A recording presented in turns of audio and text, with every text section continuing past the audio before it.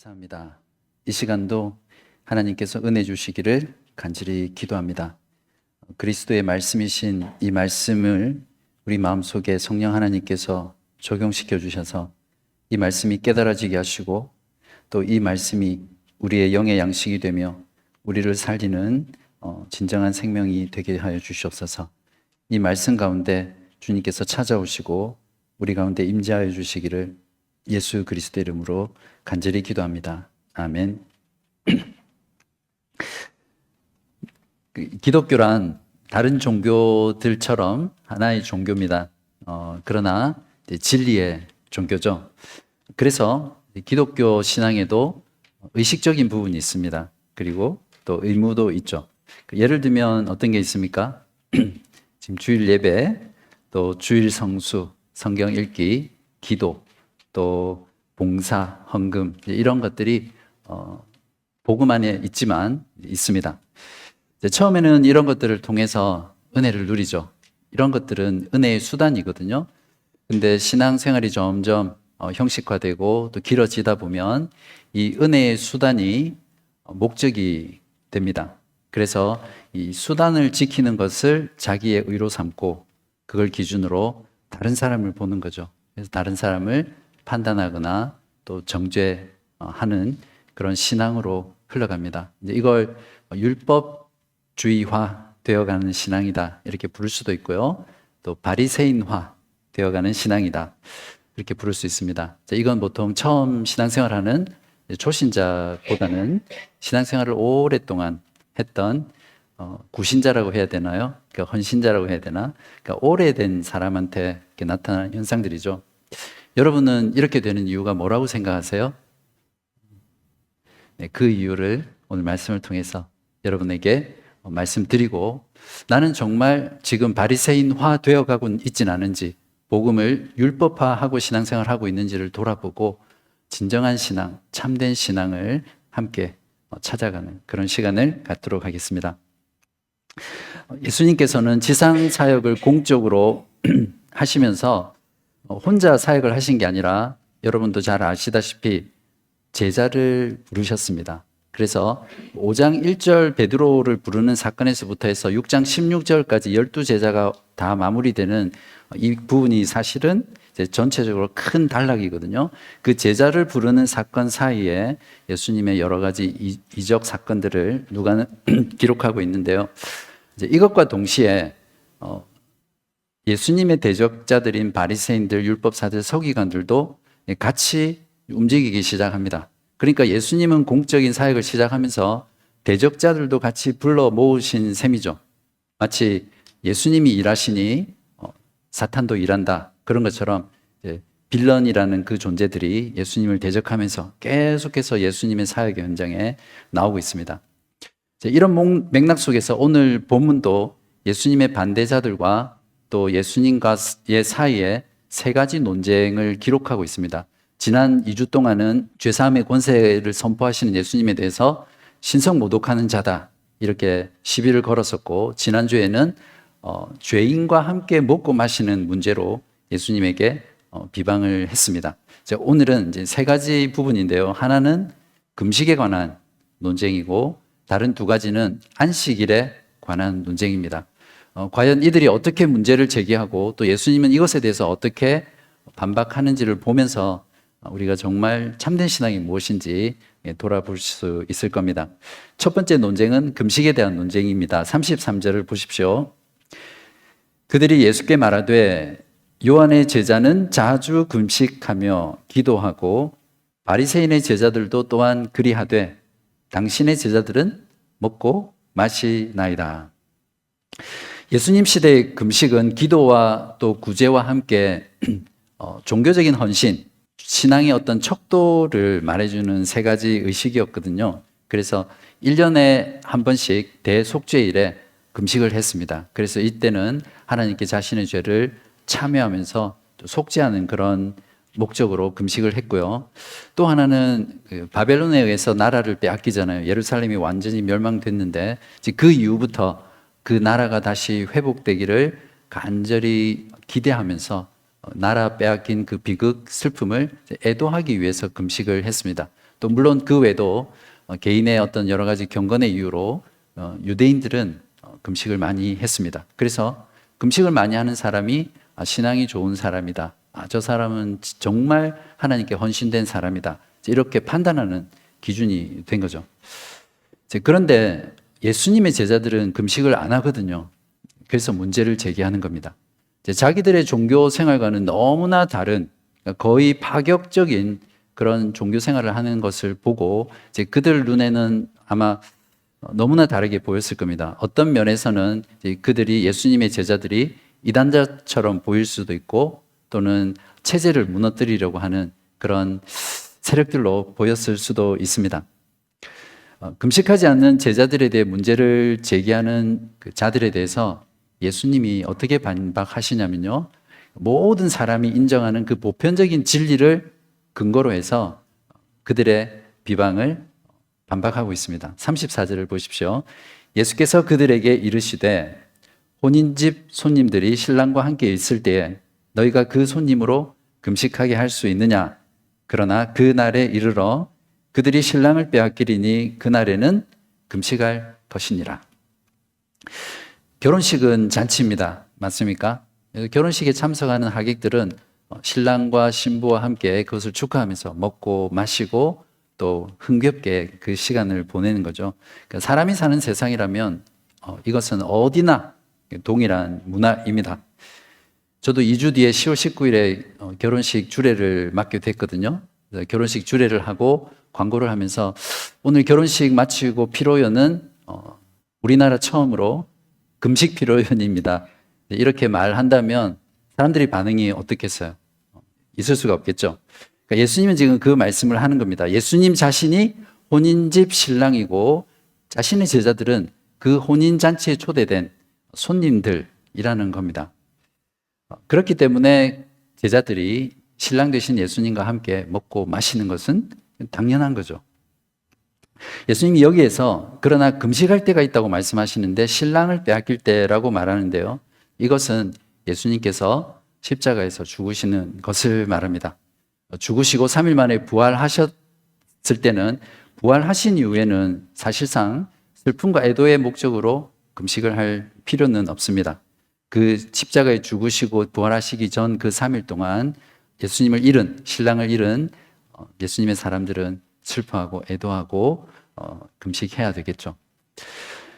예수님이 부활하신 이후에 신랑을 다시 찾았기 때문에 신약의 교회는 그런 면에서 금식을 하면 됩니까? 안 됩니까? 해도 됩니다. 해도 되는데 금식하는 이유가 다른 거죠. 신랑을 빼앗겼기 때문에, 예수님이 안 계시 죽으셨기 때문에 슬퍼하고 애도하고 나라를 빼앗겼기 때문에 슬퍼하는 것이 아니라 하나님 앞에 좀 더 나은 경건의 모습, 또 좀 더 바른 회개, 그런 어떤 의도로, 개인적인 경건의 이유로 금식할 수는 있습니다. 그러나 신약의 교회가 이 금식을 유대인들처럼 어떤 신앙의 헌신이라든지 좋은 신앙의 표준이나 척도로 삼아서는 절대 안 된다는 겁니다. 왜냐하면 사람은 금식을 하게 되면 자랑하게 되어 있습니다. 그걸 벗어날 수가 없습니다. 그리고 내가 금식을 열심히 하면 그걸 기준으로 다른 사람들을 판단하게 되죠. 또 정죄하게 되고. 한국교회의 일종의 새벽기도도 좀 그런 역할을 하는 것 같아요. 너무 좋은데 새벽기도 열심히 나가시는 분들은 어떻게 목사님이 새벽기도를 안 나와, 이렇게, 그러니까 너무 도움이 되고 좋은 것이라고 할지라도 그런 의식적인 것들을 많이 지키다 보면 반드시 그것이 자기의 자랑이 되고 다른 사람을 정죄하는 수단이 될 수 있습니다. 한국 교회들 가운데 사순절 금식을 하죠. 부활절을 기준으로 40일 전부터 사순절 금식을 합니다. 그리고 부활절 전에 고난주간이라고 해서 아주 그리스도의 고난을 묵상하면서 좀 자신을 더 절제하고 좀 금욕적이고 슬퍼하는 그런 기간으로 보내는데, 이러한 것들은 사실상 성경적인 지지를 받지 못합니다. 종교개혁자들이 그들이 했던 게 바로 그 로마 가톨릭의 오래된 그 사순절 금식이라든지 잘못된 금식을 개혁하고 폐지시켰거든요. 근데 그것을 다시 한다는 것은 결국 종교개혁이 돌려놓았던 것을 다시 역행하고 로마 가톨릭으로 가는 것이 됩니다. 이제 그런 면에서 이 금식에 대한 성경적인 부분들을 오늘 간단하게만이라도 잘 정리해야 되겠습니다. 예수님께서는 조금 전에 했던 그 답변만으로는 부족하게 느끼셨는지 추가적인 답변을 합니다. 그러니까 두 가지 비유와 한 가지 속담을 말씀하시거든요. 첫 번째 비유가 뭐냐면 새 옷에서 한 조각 찢어서 낡은 옷에 붙이면 일단 새 옷에서 한 조각을 뗐으니까 새 옷은 못 입는 거잖아요. 그죠? 그리고 낡은 옷에 새 옷이 딱 한 조각이 붙어 있으면 이걸 생뚱맞다고 하나요? 그러니까 전혀 어울리지 않는 거죠. 그리고 그 옷은 새 옷을 빨면 어떻게 됩니까? 처음에. 요즘 옷이 잘 나와서 그렇진 않은 것 같은데 제가 입었던 옛날 옷들은 새 옷을 빨면 쭈그러들잖아요. 이제 그런 것처럼 그 낡은 옷은 이미 팽창할 대로 다 늘어난 상태인데 그때 새 옷을 이렇게 한 조각 붙여서 그것을 빨게 되면 그 낡은 옷이 찢어질 수 있습니다. 결국 이 비유가 말하는 것은 새 것과 낡은 것은 서로 혼합될 수 없고 그것이 혼합되면 둘 다 못 쓰게 된다. 그것을 예수님께서 말씀해 주십니다. 두 번째 포도주 비유도 마찬가지거든요. 새 포도주를 낡은 부대에 넣으면 어떻게 됩니까? 낡은 부대는 이미 발효해서 그 가죽 부대가 팽창할 대로 팽창해 있잖아요. 근데 새 포도주를 거기다 담으면 포도주가 발효를 하면서 팽창이 다시 시작됩니다. 그러면 결국 이미 다 팽창돼 있는데 또다시 팽창하니까 결국 낡은 부대가 찢어지죠. 그래서 새 포도주는 새 부대에 담아야 합니다. 결국 이 두 가지 비유는 동일한 것을 말해줍니다. 서로 다른 두 가지 새 것과 옛 것을 서로 혼합할 수 없다는 것이고 그것을 섞으면 둘 다 못 쓰게 되는 아주 큰 손실을 본다는 것을 예수님께서 말씀해 주십니다. 세 번째 비유는 비유가 아니라 속담이라고 볼 수 있는데요. 오랫동안 유대교에 젖어 있는 자들은 새로운 신앙, 새로운 체계, 새로운 하나님의 나라를 가져오시는 그 예수님이 가져오신 것을 받아들이지 않는다는 거죠. 그러면서 비유를 드실 때 묵은 포도주를 맛본 사람이 이제 금방 담은 포도주를 먹지는 않겠죠. 혹시 여기 와인 전문가 계신지 모르겠는데 포도주는 만들어서 숙성을 시키고 그것이 시간이 지나야지 최고의 맛을 내거든요. 그러니까 결국 예수님께서는 이 비유를 통해서 말씀하시고자 하는 바는 옛 종교, 옛 체계인 그 유대교와 예수께서 가져오시는 새로운 신앙의 체계, 새로운 믿음, 또 새로운 하나님의 나라는 결코 섞일 수 없다는 거죠. 그래서 이 예수님의 새로운 것은 새로운 것에 담아야 된다라는 것을 예수님께서 말씀해 주시면서 그 다른 사람들의 금식 논쟁에 대답하고 있습니다. 자, 여기서 당신의 제자들은 왜 금식하지 않느냐라는 부분은 이제 오늘 본문은 그들이라고 되어 있거든요. 그래서 바리새인일 수도 있고 또 아니면 요한의 제자들일 수도 있고 또 유대인들일 수도 있는데 어쨌든 예수님에게 문제를 제기하는 이 사람들은 실체가 왔는데도 여전히 그림자를 붙잡고 있는 사람들입니다. 유대인들이 금식한 목적이 무엇이었습니까? 하나님께서 자신들의 죄를 용서하시고 다시 이스라엘, 그 하나님 나라를 메시아를 통해서 회복하기를 간절히 기대하면서 하나님께 금식을 했던 거잖아요. 근데 그 메시아가 지금 자기들 앞에 딱 신랑이 돼서 나타났는데 못 알아보는 거죠. 또 인정하지 않는 거죠. 그리고 계속해서 그 새 것이 아니라 그들의 옛 시스템, 옛 종교, 그들이 익숙한 그 전통을 계속해서 이제 붙잡고 있는 사람들입니다. 이들처럼 실체인 예수를 붙잡지 못하면 우리가 아무리 교회를 열심히 다닌다고 하더라도 결국에는 그림자를 붙잡는 신앙, 허상을 붙잡는 그런 신앙생활을 할 수밖에 없습니다. 실체를 붙잡지 못하는 이러한 어떤 그림자 신앙은 결국 오늘 본문처럼 예수님과 함께 기뻐해야 될 때 기뻐하지 못하고 오히려 슬퍼하고 자기들이 가지고 있는 그 종교적인 의식을 주장하면서 다른 사람들을 정죄하는 그런 신앙들로 빠지게 됩니다. 여러분도 잘 관찰해 보시면 오늘날 교회 안에 이런 신자들이 의외로 많이 있다는 걸 알 수 있습니다. 실체이신 예수 그리스도와 그분의 복음은 반드시 믿는 자들에게 기쁨을 가져다 줍니다.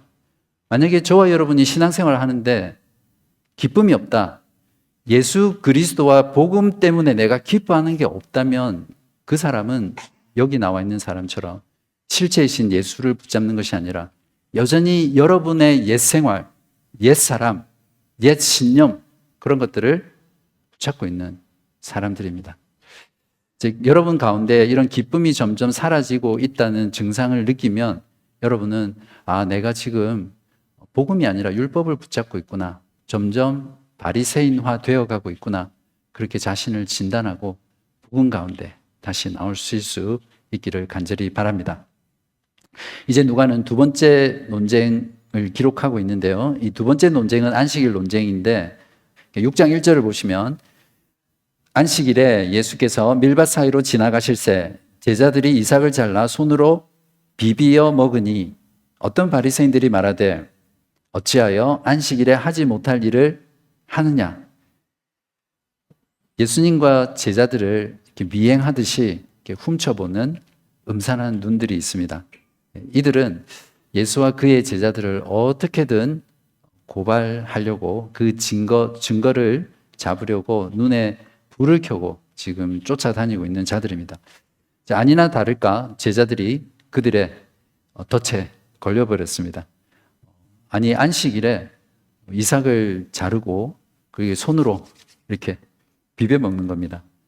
바리새인들 눈에는 완전 대박 사건이죠. 한꺼번에 예수님의 제자들이 여러 가지 안식일 금지 규정을 어겼던 것입니다.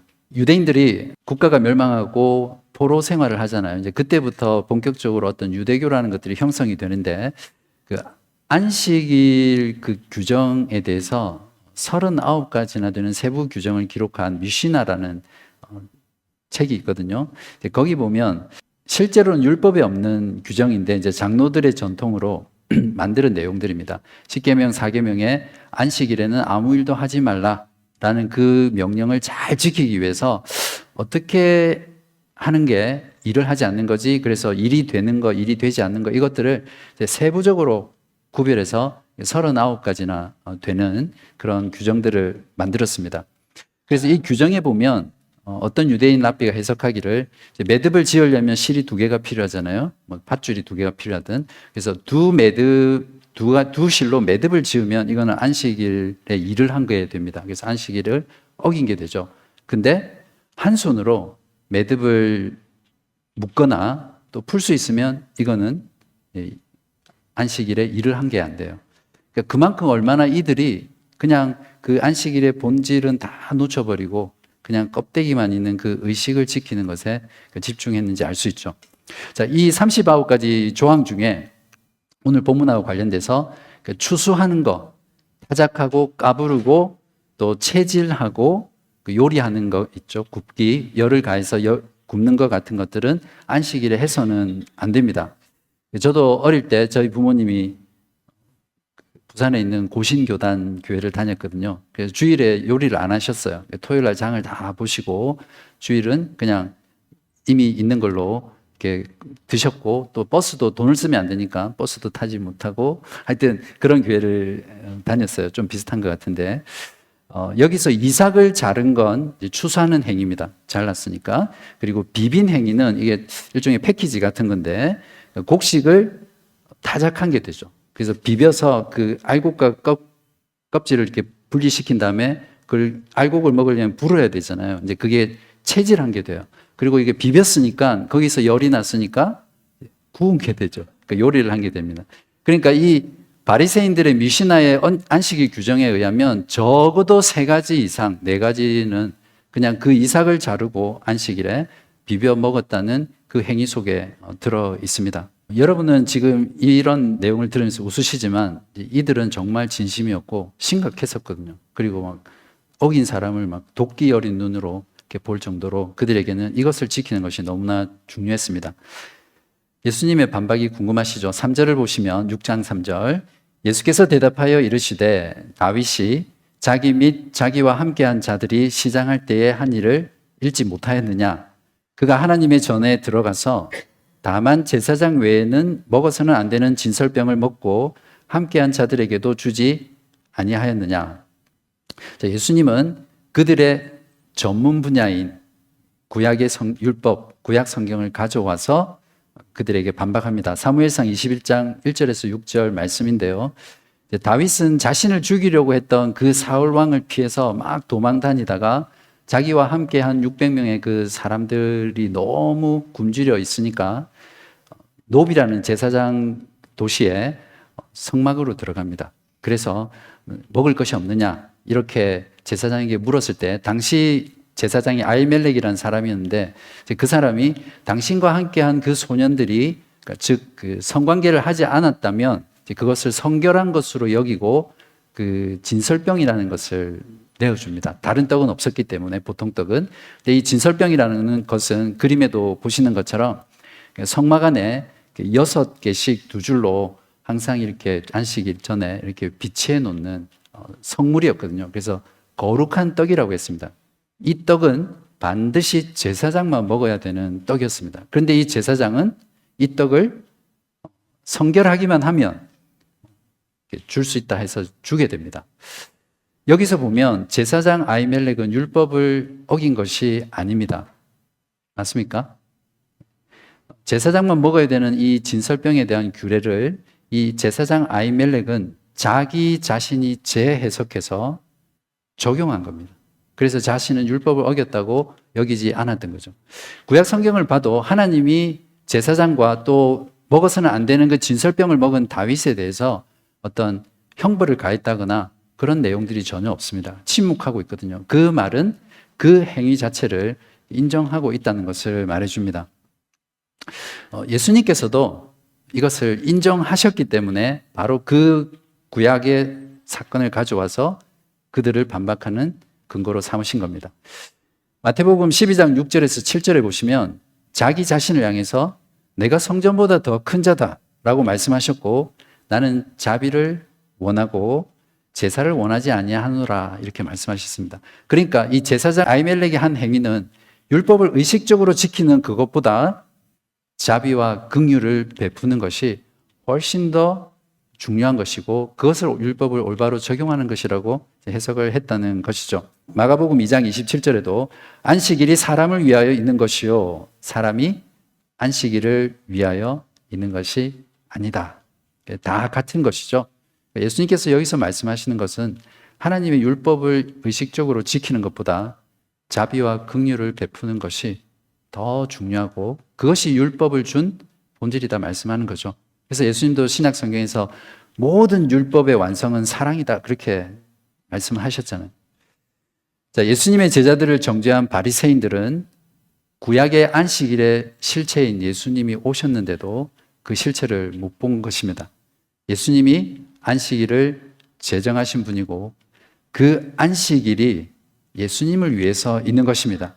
예수 그리스도를 통해 안식이 이루어지고 또 그분 안에서 안식을 누릴 수 있으며 그분과 함께 그분을 통해 또 그분 안에서 영원한 안식을 누릴 수 있죠. 근데 실체가 이렇게 왔는데도 그들은 실체를 보지 못하고 안식일 계명을 어겼다고 지금 비방하고 있습니다. 참 우스꽝스러운 그런 모습이라고도 할 수 있죠. 자, 실체이신 예수님을 붙잡지 않는 신앙은 결국 종교적인 껍데기, 또 허상, 그림자를 붙잡는 것입니다. 이런 신앙생활을 계속해서 지속하다 보면 반드시 그 사람은 자기 안에 다른 사람을 판단하고 정죄하게 되어 있습니다. 이런 신앙의 본질은 다 온데간데 없고 자기 안에 그냥 그 복음이 율법이 돼서 그냥 그것만 남아 있는 거죠. 그런 신앙 속에는 자유함도 없고 오히려 그 의식들을 지키고 의무들을 행하는 것이 자기한테 너무 무거운 짐이 돼서 자유함이 없는 거예요. 자기도 무겁게 신앙생활을 하지만 그러한 것들을 통해서 다른 사람들도 무거운 짐을 지우는 그런 사람들입니다. 만약 여러분의 신앙생활 가운데 이러한 자비와 긍휼의 마음, 기쁨, 또 자유함이 없다면 어쩌면 여러분은 지금 심각하게 바리새인화 되어가고 있을지 모릅니다. 여러분은 인식하지 못한다 하더라도 한번 돌아보십시오. 여러분 안에 정말 기쁨이 있고 자유가 있고 자비가 넘치고 긍휼이 있는지 그것들을 한번 점검해 보십시오. 종교 행위, 즉 의식과 의무에 해당하는 것은 사실 마음만 먹으면 누구든지 할 수 있습니다. 그렇죠? 성경을 십독하는 거, 성경을 필사하는 거, 기도 하루에 1시간 이상 하는 거, 주일 예배 빠지지 않는 거, 제자 훈련, 리더 훈련 이런 것들 받는 것은 솔직히 마음이 없어도 내가 뭔가 어떤 의지를 가지면 얼마든지 할 수 있는 겁니다. 그래서 그런 것들을 보고, 그런 열심을 보고 그것을 참된 신앙으로 우리가 평가해서는 안 되죠. 물론 참된 신앙을 가진 사람은 그러한 것들도 열심히 하게 되어 있습니다. 이런 사람들은 이제 교회 생활도 경쟁하듯이 하는 경향이 많습니다. 남보다 더 많이 훈련받고 더 열심히 해서 리더의 위치에 올라가고 또 남에게 배우는 것보다는 내가 남을 가르치는 이제 그런 어떤 사람이 되기 위해서 누구보다도 열심히 하죠. 대체로 신앙생활을 열심히 하는 사람들 중에 그것을 자기 의로 삼고 또 은근히 자랑하고 다른 사람을 판단하는 그런 분들이 많이 계시죠. 제가 여기 딸 없네요. 다행이다. 제가 딸 예주한테 신랑감 고를 때 주의해야 될 부분이 있다 꼭 말하는 게 있거든요.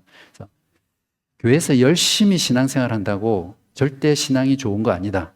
거기에 이제 속지 말라고 제가 신신당부합니다.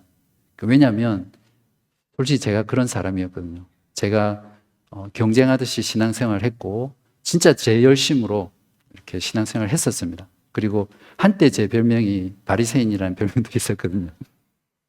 그러니까 제가 제 마음을 알기 때문에 우리 딸에게 그런 외적인 열심, 외적인 모습을 가지고 판단하지 말라는 거죠. 그냥 오랫동안 옆에서 지켜보면서 정말 그 사람이 하나님을 사랑하는지, 그리스도를 사랑하는지, 말씀을 사랑하는지, 말씀대로 살기 위해서 삶 속에서 몸부림치는지 그 태도, 그 마음을 보라고 제가 말합니다. 참된 신앙은 실체이신 예수님을 붙잡는 것입니다. 예수님이 가져온 그런 새로운 신앙은 무겁고 짐이 아니라 우리를 자유케 하고 우리를 해방케 하며 우리에게 자비와 긍휼을 주시는 것입니다. 마태복음 11장 28절에 수고하고 무거운 짐진 자들아 다 내게로 오라 내가 너희를 쉬게 하리라. 그분 안에 참된 안식이 있는 것이죠. 사랑하는 여러분, 예수를 붙잡으십시오. 예수님은 우리를 억눌리고 갇히고 묶여있는 모든 것들로부터 자유롭게 하셨고 우리에게 신앙을 통해서 짐을 지우려 오신 분이 아니라 오히려 우리가 가지고 있는 모든 짐, 그 율법을 지켜야 의롭게 되고 율법을 지켜서 하나님께 뭔가 인정받으려고 하는 그런 모든 잘못된 신앙, 유대교적인 신앙, 율법적인 신앙에서 우리를 안식하게 하시고 쉬게 하시기 위해서 오셨습니다. 여러분 이 사실 믿으세요? 이제 마지막으로 6장 6절에서 11절까지 세 번째 논쟁인데요. 이것 또한 안식일 논쟁입니다. 자, 회당에서 가르치시는 그곳에 오른손 마른 자가 있었습니다. 아마도 이 사람 역시 예수님이 그 놀라운 치유의 능력을 가지고 계시다는 것을 소문으로 들어서 예수님께 고침받기 위해서 이 안식일에 회당에 나왔을 것입니다. 근데 이 회당 안에는 이 아픈 병자의 그 안타까운 상황이나 또 그자가 고침받기를 원하는 어떤 그런 마음이 전혀 없는 무정한 그룹들이 있습니다. 바리새인들과 서기관들이죠. 이들은 이 안식일에도 변함없이 어떻게 하면 예수를 고발할 증거를 찾을까 해서 독사의 눈을 하고 계속해서 주시하면서 지켜봅니다. 그러다가 예수님이 이 병자를 치료하는지 안 하는지를 계속해서 보거든요. 왜냐하면 안식일 규정에는 의료 행위가 금지되어 있습니다. 예외가 있는데 어떤 사람이 목숨이 위태롭거나 그 출산할 경우 그리고 할례를 받는 경우 이 세 가지 경우는 예외적으로 의료 행위를 할 수 있습니다. 근데 이 오른손 마른 사람은 오늘 당장 죽는 게 아니잖아요. 또 위태한 것도 아니고 그래서 안식일이 지난 그 다음 날 예수님이 치료하실 수 있습니다. 하루를 기다릴 수 있는 거죠. 그러니까 이 바리새인이 예수님이 과연 치료를 하실까 안 하실까 보고 있다가 치료를 하시면 이제 그걸 증거 삼아서 고발하려고 하는 거죠. 참 재미있는 것은 이 바리새인들은 일단 예수님이 치료할 수 있는 능력은 있다라는 걸 인정하잖아요. 그러니까 예수님 치료할 능력은 있으니까 오늘 하는지 안 하는지 보는 거잖아요. 이걸 알고 인정하면서도 예수님을 받아들이지 않는 것을 보면 참 설명하기 어려운 것 같아요. 아무튼 예수님은 병든 자를 불쌍히 여기시는 그 마음으로 안식일에 그 오른손 마른 사람을 치료하십니다. 근데 예수님께서 이 치료를 하기 전에 이 바리새인들의 생각을 먼저 읽어내시거든요. 그리고 그들의 생각을 정확하게 밖으로 끄집어내서 왜 안식일에 하지 못할 일을 하느냐라는 그것들을 밖으로 드러냅니다. 그리고는 이 오른손 마른 사람을 가운데 세우고 모든 사람들이 볼 수 있게 주위를 쭉 둘러보시더니 내 손을 내밀라 말씀하시고 그 즉시 고치셨습니다. 엄밀히 말하면 예수님께서는 노동을 하지 않으셨어요. 맞습니까? 그냥 말씀만 하신 거잖아요. 근데 말씀으로 고치셨기 때문에 율법을 어긴 것도 아니고 그들의 전통도 어긴 것이 아닙니다. 근데 바리새인들은 이제 그것을 꼬투리 잡으려고 했던 거죠. 여기서 오른손 마른 사람을 낫게 하는 이 이적 사건은 하나님께서 예수님이 안식일에 그 병든 자를 고친 것이 율법을 어긴 것이 아니라 옳은 일이라는 것을 인정하신 겁니다. 조금 전에 내가 인자는 안식일의 주인이다라고 안식일의 주인에 대한 안식일에 대한 권위를 주장하셨는데 그것을 하나님께서 하나님의 능력으로 치료하시는 것들을 이루심으로써 확증하신 사건이라고 이해를 하시면 됩니다. 자, 예수님께서 오른손 마른 사람을 고치기 직전에 바리새인들과 서기관들에게 이런 질문을 하셨거든요. 9절을 보시면 내가 너희에게 묻노니 안식일에 선을 행하는 것과 악을 행하는 것, 생명을 구하는 것과 죽이는 것 어느 것이 옳으냐. 자, 이렇게 말씀하고 고치셨으니까 예수님은 생명을 살리고 선을 행하신 분이 되고 이 바리새인과 서기관들은 어떻게 됩니까? 악을 행하고 죽이는 것이 옳다라고 인정하는 자들이 된 겁니다. 그러니까 도리어 그들이 고발하려고 했던 그 죄목으로 그들이 안식일 규정을 어긴 자들로 낱낱이 드러나게 되었습니다. 자, 이렇게 모든 사람이 보는 앞에서 망신을 당하고 완전히 참패를 당하고 오히려 고발당한 이 바리새인들은 11절을 보시면 놀라운 반응을 하는데요. 그들은 노기가 가득하여 예수를 어떻게 할까 하고 서로 의논하니라. 여기서 노기라는 것은 어떤 강력한 분노를 말하거든요. 그래서 살기라고 그러죠. 아, 예수를 죽여야겠다. 그 죽이고 싶은 그 마음에서 일어난 어떤 분노라고 보시면 됩니다. 결국 이들은 예수님을 가장 잔인한 방법으로 십자가에서 결국 살해하죠. 바리새인들이 이렇게 예수를 대적한 자들이 된 이유가 뭘까요? 제가 설교 중간에도 계속해서 말씀을 드렸지만 자기들이 붙잡았던 그 모든 것들, 구약의 율법, 구약의 제사, 또 구약의 제도, 금식, 모든 것들이 사실은 예수 그리스도를 가리키는 거잖아요. 그분의 사역, 그분의 인격, 그분이 행하실 모든 구원, 그 모든 것들을 가리키는 것이었거든요. 그러니까 그것이 실체고 그들이 붙잡았던 것은 옛 그림자인데 그냥 실체가 왔음에도 그것을 계속해서 붙잡았기 때문에 그것으로 예수님을 정죄하고 거부하고 반대하고 결국 살해하는 자리까지 나갔습니다. 사랑하는 여러분, 실체이신 예수 그리스도를 붙잡으십시오. 이걸 놓치면 복음과 은혜와 사랑으로 시작했다가 율법과 정죄와 무정함으로 끝나는 신앙생활을 할 수밖에 없습니다. 바로 이런 사람들이 오늘 본문에 나온 오른손 마른처럼 수분이 하나도 없어 말라버려서 그 영적으로 완전히 마비가 된 그런 영적으로 마른 자나 마찬가지입니다.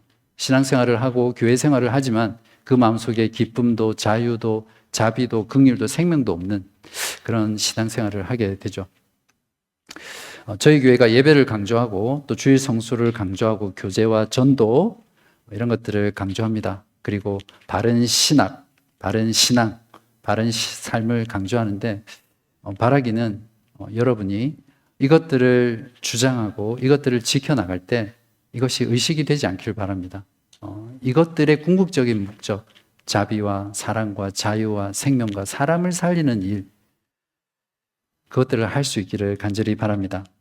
십자가에서 죽으시고 부활하셔서 저와 여러분을 신부 삼으신 예수 그리스도와 그 복음을 붙잡는 신앙은 그분 안에 진정한 기쁨, 안식, 그리고 자유와 생명이 있습니다. 이것을 여러분 절대 놓치지 마시기 바랍니다. 그렇다면 실체이신 예수를 붙잡는다라는 것은 어떤 걸 말합니까? 하나님의 말씀을 붙드는 신앙입니다.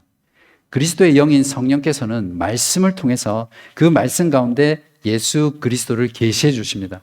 그분이 누구이신지, 그분이 우리를 위해서 무엇을 하셨는지, 그분의 성품, 그분의 인격, 또 그분이 행하신 모든 일들을 말씀 가운데 드러내십니다.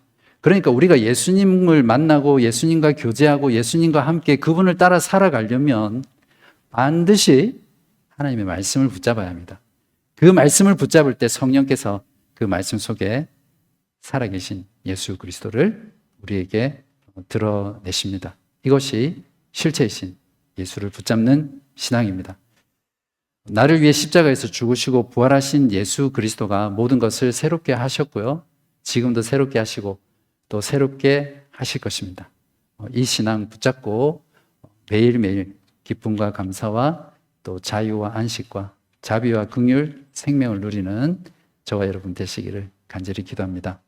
하나님 아버지 감사합니다. 오늘도 말씀을 통해서 예수 그리스도께서 우리에게 가져다 주신 그 놀라운 복음, 또 그 복음 안에 있는 은혜와 사랑과 자비와 긍휼과 안식과 자유함과 기쁨을 다시 한번 붙잡게 해주셔서 감사합니다.